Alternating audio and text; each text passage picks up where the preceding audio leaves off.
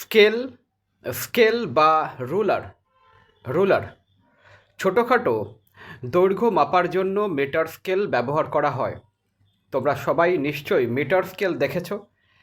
100 centimetre same বা 1 metre লম্বা বলে এটাকে মিটার স্কেল বলে।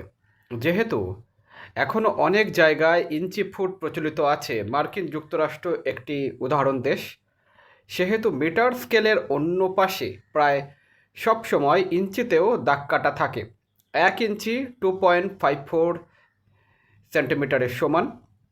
একটা স্কেলে সবচেয়ে যে সূক্ষ্ম দাগ থাকে আমরা সে পর্যন্ত মাপতে পারি।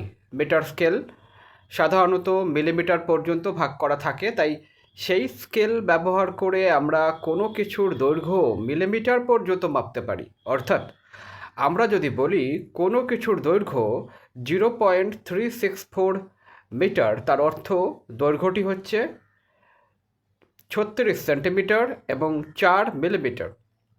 একটা মিটার স্কেল ব্যবহার করে এর চেয়ে সূক্ষ্মভাবে দৈর্ঘ্য মাপা সম্ভব নয়। অর্থাৎ সাধারণ মিটার স্কেলে আমরা কখনোই বলতে পারবো না একটা বস্তুর দৈর্ঘ্য 0.3643 মিটার, কিন্তু মাঝে মাঝেই কোনো একটা অত্যন্ত সূক্ষ্ম কাজে আমাদের এরকম সূক্ষ্মভাবে মাপা প্রয়োজন হয়, তখন ভার্নিয়ার স্কেল নামে একটা মজার স্কেল ব্যবহার করে সেটা করা যায়।